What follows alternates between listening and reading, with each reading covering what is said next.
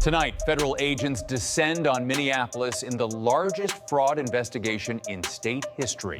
4:52 a.m., Minneapolis, Minnesota. Federal engines roared through the darkness. Unmarked sedans pulled to the curb. Doors opened in silence. Agents stepped into the frost. No sirens, no warning, no time. What followed would expose one of the most elaborate criminal networks ever discovered on American soil. A shadow system reaching from Minneapolis to Caracas. Fraud, corruption, death. Let me show you how deep this goes. FBI Financial Crimes Division receives an encrypted file. Anonymous source. The document contains spreadsheets, wire transfer record, daycare billing statements labeled facility services. The numbers don't match reality. $243 million moved through Minneapolis in 18 months. Federal child nutrition funds, COVID relief money meant for hungry kids. Instead, the cash disappeared into offshore accounts linked to shell companies in Somalia and Venezuela. Not all of it, not most of it, nearly 90%.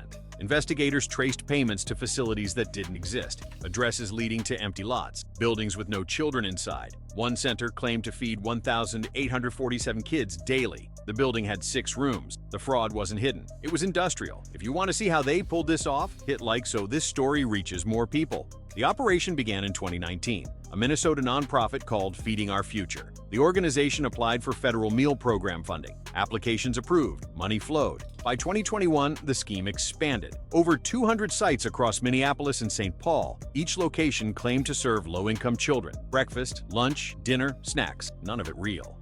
Federal investigators later discovered the fraud mastermind, Amy Bach, a 43-year-old nonprofit director. She recruited co-conspirators across the Somali immigrant community, offered them 10% commission per fraudulent claim. They accepted. The network grew fast. Sites opened monthly. Applications submitted weekly. Money arrived like clockwork. Direct deposits every 15 days into accounts at local credit unions. From there, the cash vanished. Wire transfers to Mogadishu, Nairobi, Dubai, Caracas. Investigators tracked $81.3 million to accounts controlled by Venezuelan government operatives, Maduro's inner circle, officials who laundered money through humanitarian aid program. This wasn't welfare fraud. This was international money laundering. Comment exposed below if this shocks you. But the Venezuelan connection ran deeper.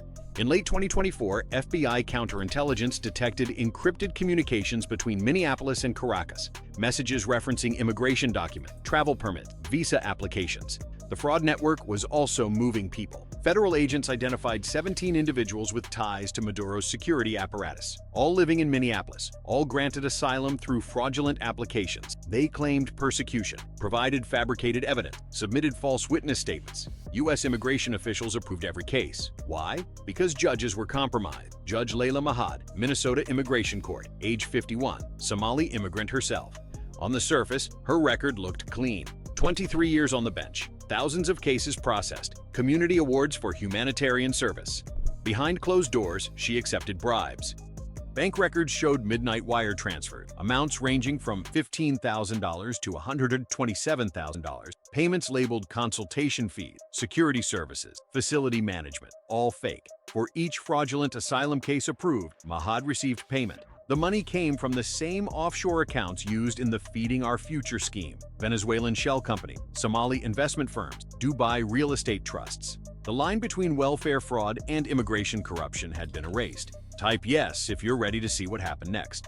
October 2025, FBI launches Operation Shadow Harvest, a multi-agency task force combining financial crimes, counterintelligence, and immigration enforcement. Agents from FBI, ICE, EA, and IRS criminal investigation target the entire network. For 8 weeks, investigators worked in silence.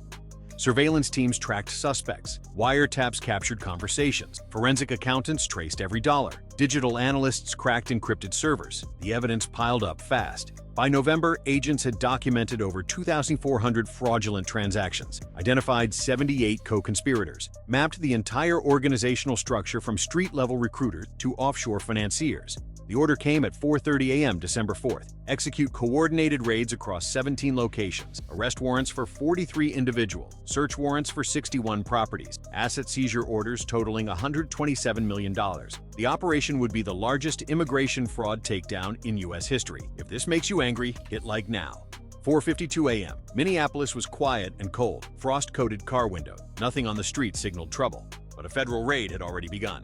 Unmarked cars pulled up outside Judge Layla Mahad's office. Doors opened. Heels clicked on pavement. FBI and DEA agents entered without sound. A battering ram smashed through the reinforced door. The building shook. Family photos beside the American flag swayed, a reminder of an oath once sworn, now broken. Mahad was arrested in her chambers. No resistance, no shock, just silence. Agents found ledgers in her desk, handwritten payment schedule, case numbers beside dollar amounts, names of Venezuelan operatives she'd helped enter the country illegally. Every page was evidence of betrayal. 2 miles away, ICE agents breached a warehouse in Cedar Riverside, the neighborhood known as Little Mogadishu. Inside, they discovered filing cabinets filled with blank immigration documents, forged seals, counterfeit stamps. This wasn't just fraud. This was a document factory. Agents arrested 9 individuals on site, all tied to the Feeding Our Future network. 6 held fraudulent asylum status. 3 were Venezuelan nationals using stolen Somali identities. The warehouse had been operating for 19 months. Share this so more communities understand what's happening. So by 6:30 a.m., federal agents had executed raids across Minneapolis, 14 daycare centers, 8 residential property, 3 nonprofit offices, 2 immigration law firms. The evidence overwhelmed investigators. At one daycare, agents found $1.7 million cash hidden in storage containers, stacks of $100 bills wrapped in plastic. No record, no receipts, just money waiting for transport. At another location, computers contained spreadsheets tracking fraudulent claims, columns labeled target amount, approved amount, commission paid, over 3,200 entries spanning for years. The scale was staggering. Federal agents also seized luxury vehicle. A 2023 Mercedes-Benz S-Class registered to a daycare director earning $34,000 annually. A Porsche 911 Turbo titled to a nonprofit employee with reported income of $41,000. The lifestyle didn't match the paperwork. One suspect owned 4 properties in Minneapolis. Combined value, $2.3 million. Her tax returns showed annual income under $50,000. When agents questioned her, she claimed the homes were gifts from relatives in Somalia. Bank records told a different story. Comment your reaction if this makes your blood boil. But the most disturbing discovery came from seized communications. Encrypted messages between network members and Venezuelan government officials, conversations about moving specific individuals into the United States, not refugees, not asylum seekers, operatives. Federal counterintelligence identified at least 12 individuals with ties to Venezuelan intelligence services, all entered through fraudulent asylum claims, all placed in Minneapolis through the compromised immigration system. Their mission wasn't clear, but their presence was intentional. One message read, package arriving Friday. Mahad confirmed approval. Transfer complete Monday. Another, 17 processed this month. Capacity increasing. Need additional judges. The network wasn't just stealing money. They were infiltrating communities. By mid-December, federal prosecutors had charged 78 defendants. The indictments detailed conspiracy to commit wire fraud, money laundering, immigration fraud, bribery of public officials, and theft of government funds. Total estimated losses, $250 million. Judge Layla Mahad faced 18 felony counts. If convicted on all charges, she'd spend the rest of her life in federal prison. But the network wasn't finished. Hit subscribe so you don't miss what happened next. December 29, 2025, a viral video explodes online. Right-wing YouTuber Nick Shirley visits Minneapolis daycare centers tied to the fraud investigation. His camera captures empty building, locked doors, no children anywhere. The video reaches 14 million views in 4 days. Public outrage spreads fast. Federal officials face pressure to act. On January 3rd, the Trump administration announces Operation Metro Surge. Deployment of 2,000 federal agents to Minneapolis, the largest immigration enforcement operation in American history. ICE agents flood the Twin Cities. They target individuals with suspected fraudulent immigration status, knock on doors, demand documentation, arrest those without proof. The Somali community erupts in protest. Cedar Riverside becomes a flashpoint. Community members organize resistance. They blow whistles when ICE agents arrive. Block vehicle, film every interaction. On December 9th, tensions explode. Federal agents attempt to arrest a man outside his apartment. Community members surround the agents, shouting, filming, refusing to move. Agents deploy pepper spray. The crowd scatters. Videos of the confrontation spread across social media. Accusations of civil rights violations, claims of racial profiling, demands for accountability, but federal officials double down. Type justice if you believe the law should apply to everyone equally.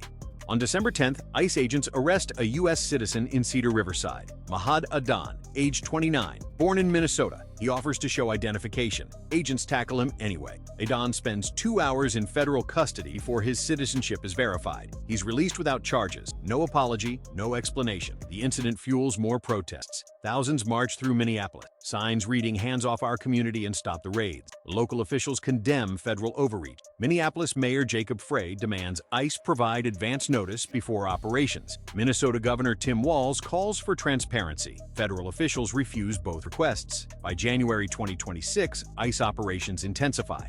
Agents conduct daily sweeps. Arrest numbers climb. Community fear spreads. Parents keep children home from school. Businesses close early. Streets empty after sunset. Then everything changes. January 7th, 2026, South Minneapolis, 8:43 a.m. ICE agents attempt to arrest a suspect. The man flees in a vehicle. Agents give chase. The car stops at a red light. 2 ICE officers approach on foot. In the passenger seat sits Renee Nicole Good, age 37, U.S. citizen, mother of 3, award-winning poet. She and her wife stop to support their community with whistles and signs. One agent reaches toward the vehicle. A single gunshot. Renee Good collapses. Blood spreads across her coat. Bystanders scream. The car lurches forward. Agents shout commands. Chaos erupts. Renee Good dies at the scene. Share this before it gets buried.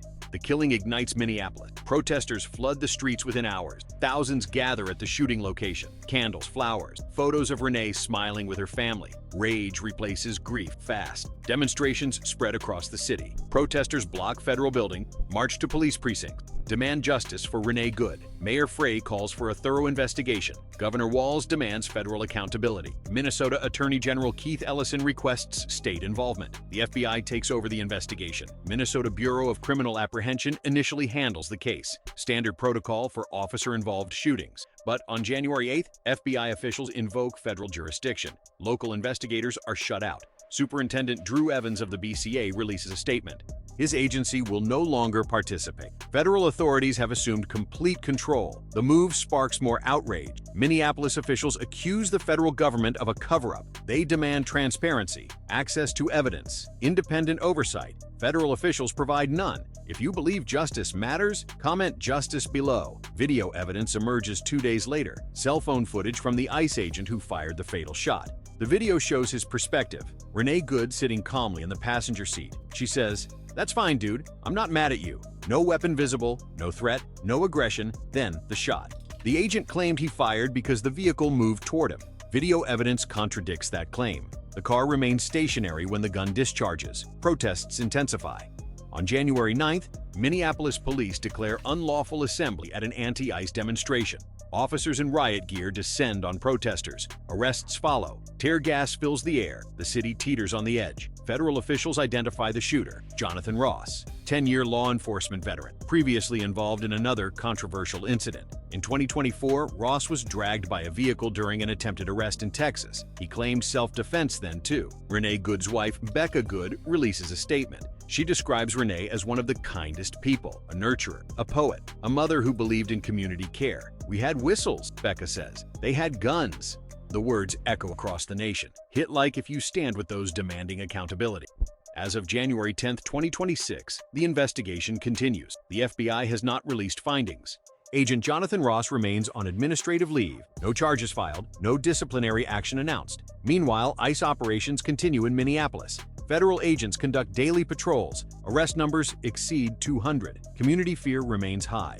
The fraud investigation also progresses. Federal prosecutors prepare for trial. 78 defendants face justice. Evidence includes millions of documents, thousands of hours of recordings, financial records spanning years. Judge Layla Mahad awaits trial in federal custody. No bail granted. Her legal team files motion after motion, all denied. The Venezuelan connection remains under investigation. Counterintelligence officials track additional suspects. Encrypted communications reveal more names, more transfers, more infiltration. This network wasn't built in months. It took years. Careful planning, strategic placement, institutional corruption at multiple levels. How many others remain undiscovered? How many communities house similar operations? How many officials accepted bribes we haven't found? The questions multiply faster than answers. Comment below with your thoughts on what should happen next. This story reveals something terrifying about institutional trust. When judges betray their oaths, when nonprofits become criminal enterprises, when federal programs fund international operations, the entire system fractures. The Feeding Our Future scheme stole $250 million from programs meant to feed hungry children. That money could have provided millions of meals. Instead, it enriched criminals and funded foreign operatives. Judge Mahad's corruption allowed dangerous individuals into the country. People with ties to hostile governments, operatives with unknown missions, all granted legal status through fraudulent means. The Minneapolis community suffers the consequences. Legitimate immigrants face suspicion. Families fear deportation. Children grow up watching federal agents patrol their streets. And Renee Good is dead, a U.S. citizen killed by her own government during an operation targeting immigration fraud she had nothing to do with. A mother who stopped to support her community. A poet whose words spoke of kindness, silenced by a bullet. The cost of corruption isn't measured only in stolen dollars. It's measured in shattered trust, broken communities, lives destroyed. When the system fails this catastrophically, recovery takes generations. Share this video so more people understand what happened. Federal officials promise accountability. Trials will proceed. Justice will be served. The network will be dismantled. But Renee Good won't come back. The $250 million is gone. The damage to Minneapolis won't heal quickly. And questions remain. How many other cities house similar networks? How many other judges accepted bribes? How many other federal programs fund criminal operations without detection?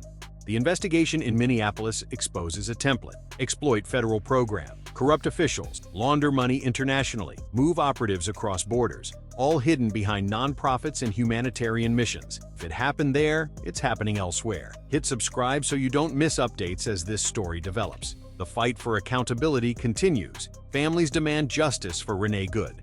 Communities demand transparency from federal agencies. Officials demand answers about how corruption spread so far. But federal authorities maintain control. Local investigators remain shut out. Video evidence emerges slowly. Prosecutions proceed behind closed doors. The public watches from the outside, trying to piece together truth from fragments, demanding answers nobody provides. This is only the beginning. More indictments will come, more trials, more revelations about how deep the corruption ran, more communities discovering similar schemes in their cities. The Minneapolis case isn't an isolated incident. It's a warning. Type yes if you want to stay informed as this develops. When institutions betray public trust, the damage spreads like poison through water. It contaminates everything it touches: faith in government, belief in justice, community cohesion. Rebuilding that trust requires more than prosecutions. It demands transparency, accountability, systemic reform to prevent future corruption. But reform comes slowly. Trials take years. Appeals extend decades. Meanwhile, communities suffer, families grieve, questions multiply, and somewhere, another network operates in darkness. Another official accepts bribes. Another scheme drains public funds. Another community becomes ground zero for institutional betrayal. The war against corruption never ends. It only moves to new battlefields. If you believe this matters, share this video now. The Minneapolis story forces Americans to confront uncomfortable truths. Our systems are vulnerable. Our institutions can be corrupted. Our safety depends on officials who can be bought. And when those officials betray their oaths, innocent people die. Renee Good's death symbolizes the ultimate cost of corruption, a life taken during an operation spawned by fraud she had no part in, a victim of chaos created by others' greed. Her name must be remembered. Her story must be told. Her death must mean something. Justice for Renee Good means more than prosecuting the agent who killed her. It means dismantling every system that led to that moment. Every corrupt official, every fraudulent scheme, every institutional failure. Only then do we honor her memory. Only then do we protect the next community. Only then do we restore what corruption destroyed. Comment remember if you'll carry this story forward. This is FBI Files, the truth behind the operation that exposed how deep corruption runs, how far criminal networks reach, how high the cost of institutional betrayal climbs. The story isn't finished. Trials continue. Investigations expand. Communities heal slowly, but the warning is clear. When we ignore fraud, it metastasizes. When we tolerate corruption, it spreads. When we fail to demand accountability, innocent people pay the price. Minneapolis showed us what happens when systems fail, when officials betray oaths, when greed overcomes duty. Let it also show us what happens when communities demand justice, when citizens refuse silence, when the truth finally emerges from darkness. The fight continues. The work remains. The vigilance must never end. Hit like if justice is worth fighting for. Subscribe so you know what happens next. Comment below with your thoughts. Share this story before it disappears. This is only the beginning. More revelations coming. More trials, more truth. Stay vigilant, stay informed, stay angry enough to demand change. Because the moment we stop watching, corruption returns. The moment we stop demanding accountability, officials betray their oaths again. The moment we forget Renee Good, another innocent person dies. Never forget, never stop fighting, never let corruption win.